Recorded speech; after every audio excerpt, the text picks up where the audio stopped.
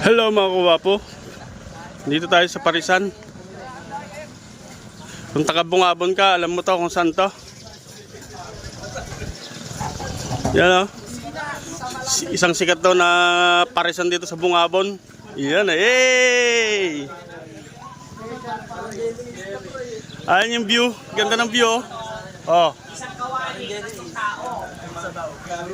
Dito sa kusina sa Malasen.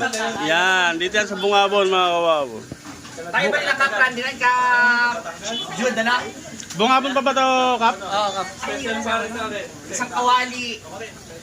Yan no. Meron doon sa doon sa kinin namin sa Kahoy ang gamit mga kawapo. Wala kawali.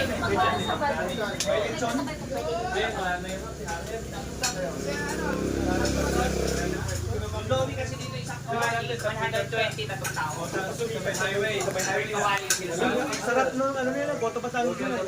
Hindi maanggo. Yon, ganda rito. Presko. Ay, likuran.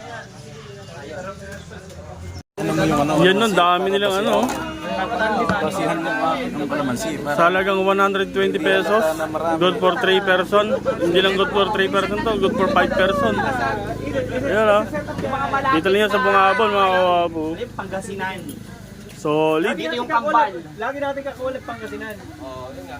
Nawala na nga yung nakakabit na rin yung mga Tarlac. Meron din silang pares. Ang sarap o. Oh, ipanset. Ipanset. Meron din silang pansito. Magkano yung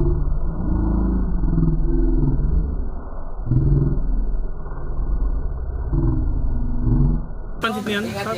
Magkano pansit pa? 95. 95. Solid. Sino may gusto pansit?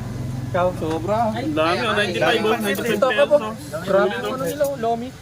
So yung mga kuwapo, sa gustong pumunta rito, search nyo lang sa Google Map. Lalabas po siya, kusina sa Malasen. Dito lang po sa Bungabon. So yun mga kuwapo, thank you for watching.